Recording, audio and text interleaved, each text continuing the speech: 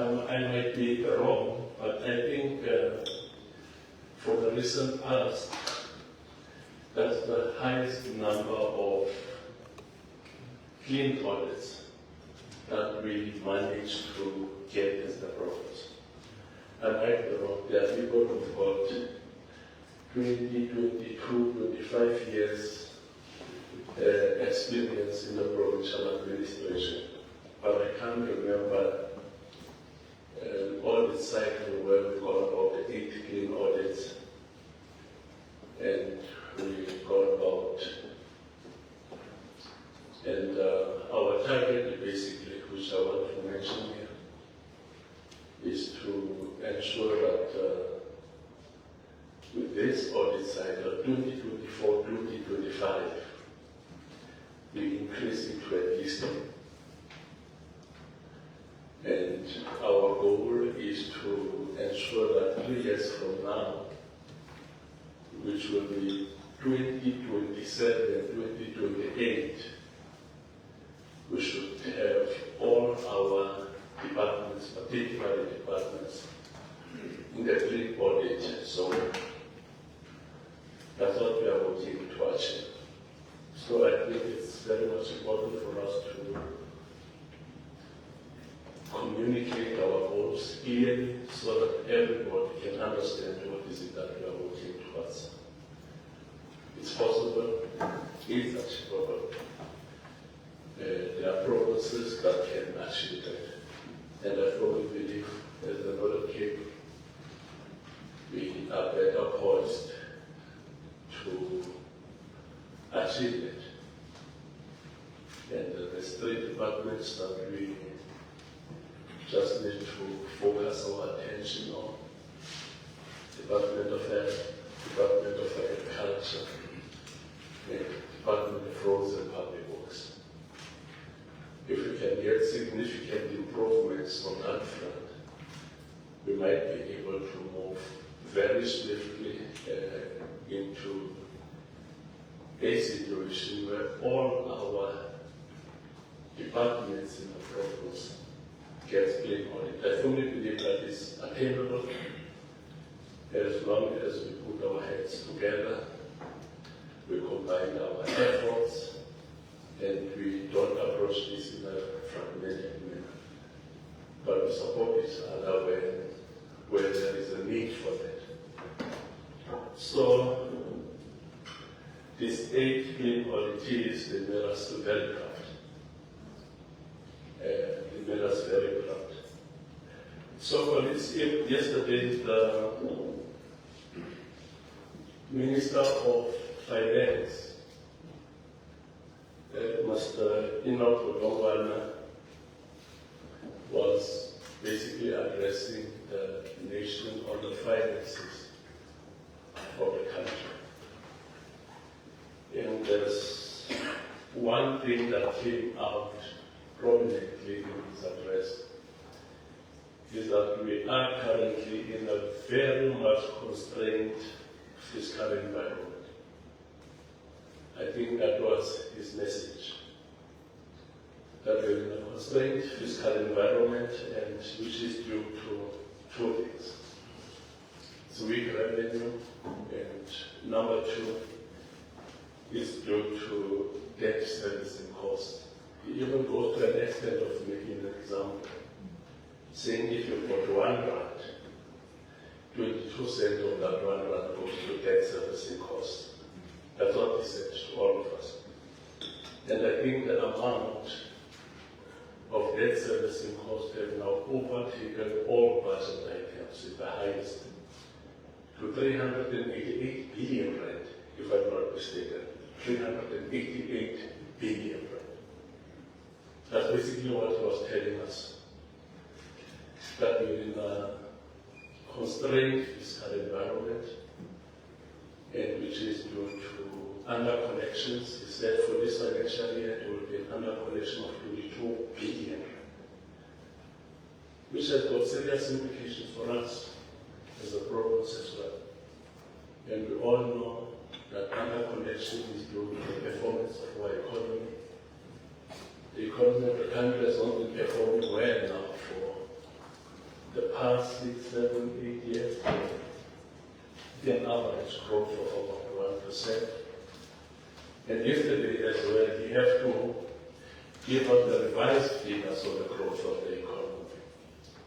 From 1.5 to 1.2% growth, they revised the figures downwards. What that means is that we are heading, there are serious headings. We are heading into a very difficult fiscal space. And I thought I should bring that to the attention of all our colleagues that are here, and hoping that we understand the environment in which we find ourselves and the constraints which are there. With all those constraints, I firmly believe that there is massive opportunities as well. That is what I believe in, that there's massive opportunities as well. And if you are in this constrained fiscal environment, there's three urgent things that we need to do. Is to push for fiscal stability. That's three urgent things that you want to do. Try to balance your income and your expenditure, and balancing the income and the expenditure needs serious prioritization. You have to embark on a journey to very prioritized. But also what is very much important is our alignment of our priorities with expenditure. How do we best align the priorities? I think for now, there's none of you inside this venue who should not be aware of our priorities as the province. If there's any, then you are a traveler. If you don't know what our priorities are, then you're a traveler. I think there's quite an interesting verse in the Bible where somebody came across people who don't know about the great news of resurrection. And the question was, are you travelers here that you don't know such great news? This pastor still can give me the chapter and the verses. It's in the New Testament. So we all should know by now what are our priorities. And what is important is how do we then align those priorities with our expenditure.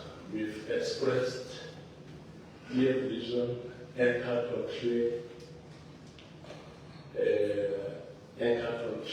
priorities. When we started with the sixth administration, number one is to modernize the province. And modernization is about infusing modern technology in our work to ensure that we make our services more accessible and we can deliver on speed, and we've got a much more responsive provincial government. And we said, number two, we need to focus on growth. We need to grow our economy in order to tackle the high levels of unemployment, and particularly amongst young people. And number three, we said we need to make the province successful. Successful, focusing on two apex programs: improve the quality of public education and improve the quality of public health. That's the reason why for this financial year, 75% of our budget goes to these two apex programs. Get more teachers, build schools, get more clinical staff, doctors and nurses, build hospitals, get the right equipment. So those are the two apex programs on the pillar of making the province successful that we are focusing on. So with all the constraints, fiscal environment, we can't remove our eyes from achieving that. We can't remove our eyes from achieving that. But the third and very critical critical thing that we have to look into is to cut on wastages. We need to cut on executive frills. That's what we have to do. Wastages we must cut. Frills we must cut. Things that we can live without, we need to cut in order to ensure that we don't lose focus in terms of what we want to achieve. These fiscal challenges are rooted in a long-term pattern of low economic growth. The last report that we got on the economic growth in the Northern Cape was 0.7%, which was the fifth lowest in the country. We managed to beat Eastern Cape, beat Northwest, which other provinces as well did we manage to beat Free State, but this was the fifth highest growth in the province, and the highest was Gauteng with 2.3% growth in their GDP. So the overall growth percentage for the country then was 7.9%. So there's a long-term pattern of low economic growth. Up until we grow our economy, we are going to sit with major challenges in terms of our fiscal income, because the economy must perform good in order for SARS to generate wealth. So that's one of the challenges that we'll have to look into. And as the Northern Cape, I firmly believe that this also offers us an opportunity taking into cognizance the massive economic opportunities which are there in the province and the massive economic potential which is there in the province. Basically, if you read all reports, they say the slow pace of growth in the country is due to insufficient availability of critical public goods and services for production. That's what is contributing to the slow pace of growth. And there's two issues. Is the crippling power cuts, what we normally used to talk about is load shedding. Unfortunately, now we are sitting for more than 200 days without load shedding. And secondly is inadequate capacity in our logistics. About a year ago, I got a call from most of the big mines here in the Northern Cape, South 32 and Khalakha, informing me basically that they've got stockpiles in their mines where they operate. And they've even started cutting hours of work for their employees, giving them the same salary. People working for 3 days a week getting the same salary at the end of the month. And raising the concern that if there's no improvement in this, soon we might say with no other choice but to do retrenchment. And there were no improvement in the cargo rate. We spoke to Transnet, things got worse. And 2 years back, the December before the last, they started with retrenchment. Because what they've got at their mines, the stockpile, is more than what is at the port. So there was no need for them to produce more, started retrenching people, which had a deleterious impact on our program to create jobs and reduce unemployment. Unemployment in the province moved from 28%, now we are standing at 32%, just because of that. So the inadequate capacity in logistics have got a major impact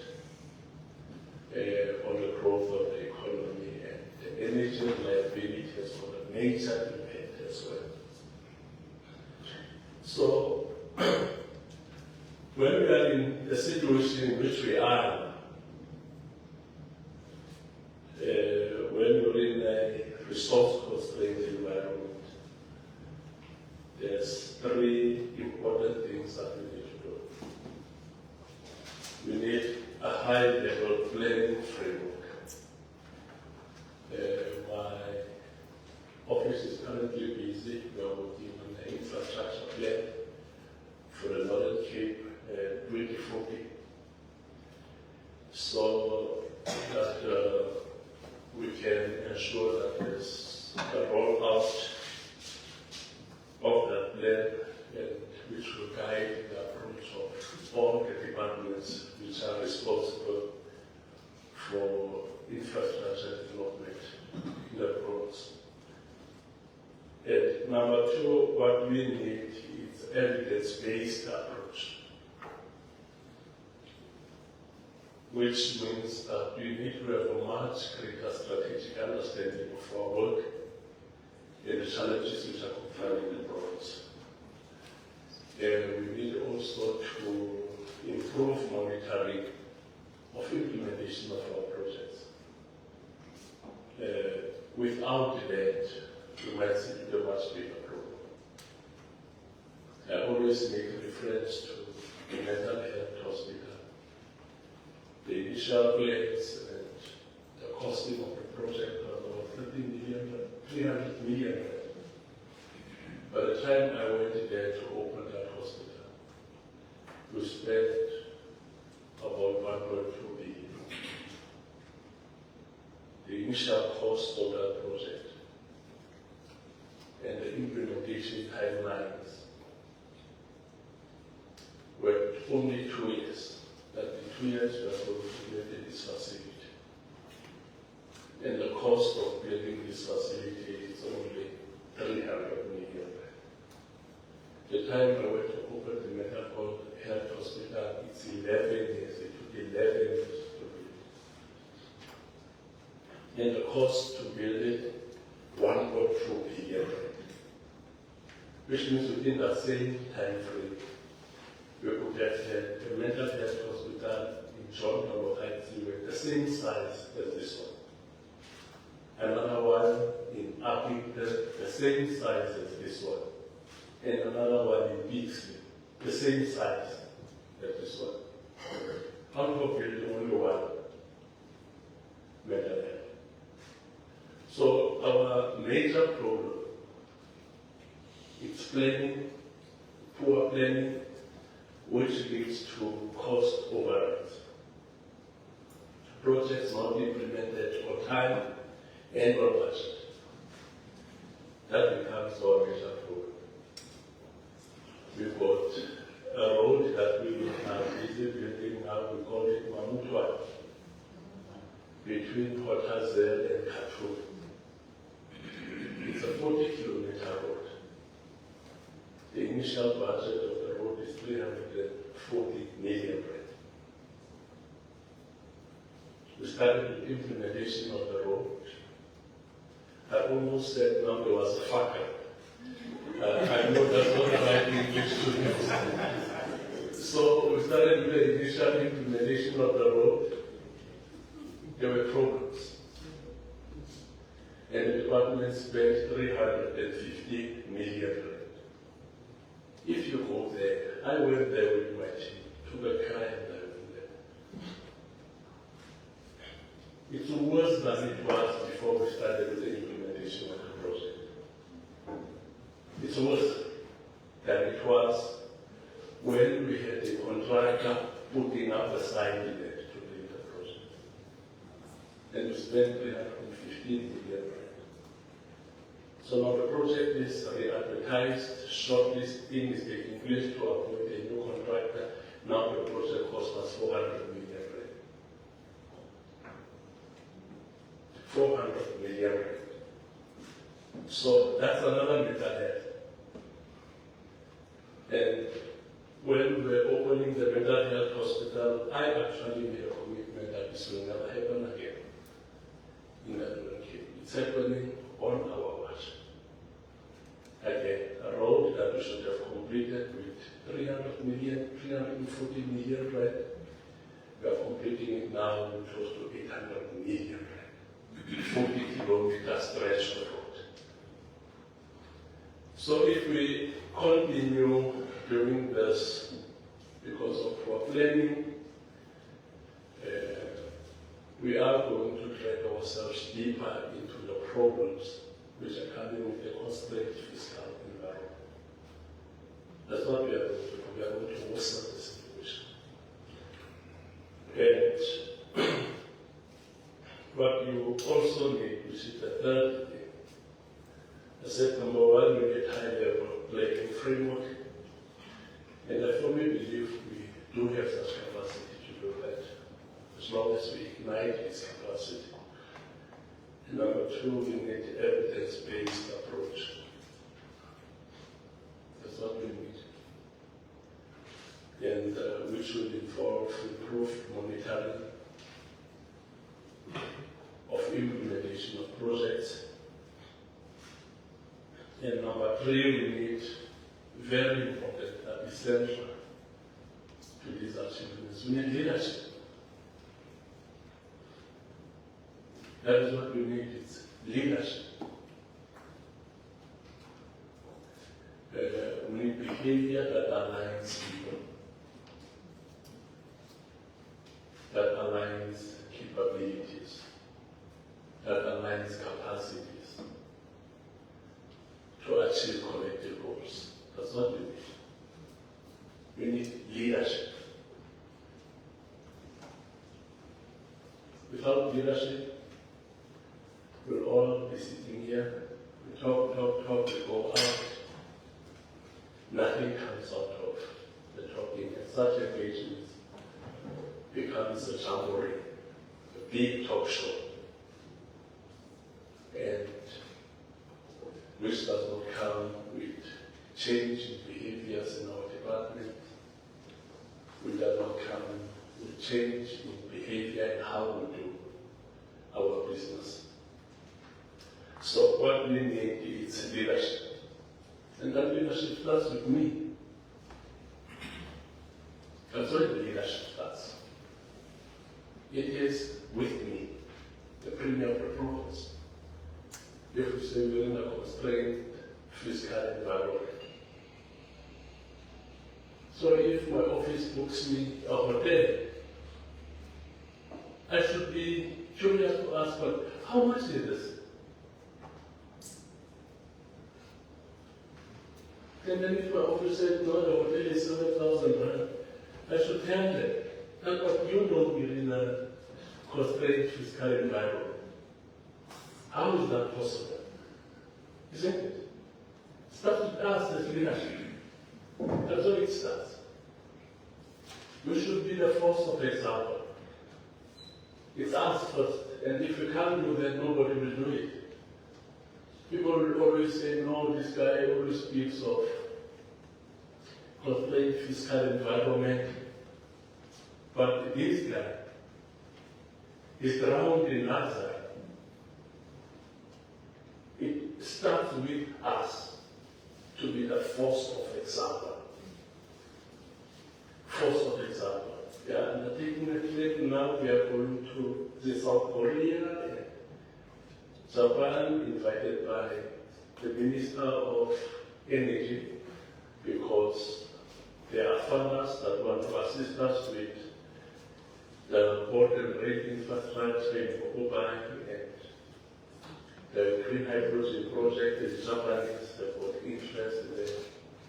It's a trip we must undertake to go and engage them, because both projects need strategic, technical, and financial partners. So we have to go and engage them, because government won't be able to implement those projects out of its own fiscal. The balance sheet of government does not allow for it. So we must get private sector to invest in it. But when my office talks about that, I should ask, but do you have an economic class report? What do you call it? First class report, all of this. How much will this trip cost? Why am I sleeping there? Not like you can sleep in a hotel and you don't even know how much the hotel costs, but you can't really ask for the hotel. Just traveling there, it costs almost $500,000. take personal responsibility. This thing must have a trickle-down effect. From a premier to an NEC, from an NEC to an HOD to chief directors, from chief directors right up to the cleaner. The cleaner must know, if I clean here, the detergents that I use, I should do them sparingly because of the challenges that we are confronted with. So if we instill that kind of discipline, it will help us to get out of the phase in which we are. That's the kind of discipline that we should instill, that should help us to get out of the phase. But without leadership, we'll never be able to achieve that. Leaders that don't bother to ask questions will never be able to achieve that. So when we go through these difficult, treacherous moments, what we need strong leadership. We must be prepared to create enemies out of doing the right thing. That's what we are expecting. Strong leadership. Without leadership, it's not going to happen. We are going to close this financial year with lots of accruals, which will put pressure on our daily to travel. So I certainly we all agree that we are moving through very difficult times. All of us certainly agree to that. We are moving through very difficult fiscal times. But this is not a challenge which is insurmountable.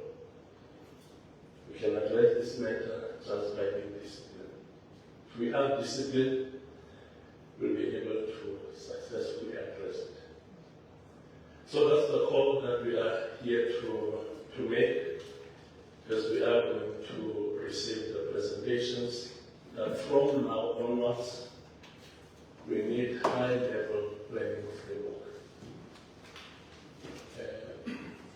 Number two should be evidence-based approach. Let's stop shooting in the dark. Stop shooting in the dark. Let's do things where there is proof that by doing these things it will make an impact to improve the quality of lives of the people. Evidence-based, stop shooting in the dark. And number three, we need leadership. Dynamic leadership. Not leadership that will tell us that this is how we've been doing this thing when we got in here. Listen, I'm here now for 20, 15 years. This is how I've been doing this thing. So that's not the kind of leaders that we want. We need very dynamic and pragmatic leaders to assist us to go through these very difficult times. We want leadership that has got imagination. Leadership with imagination.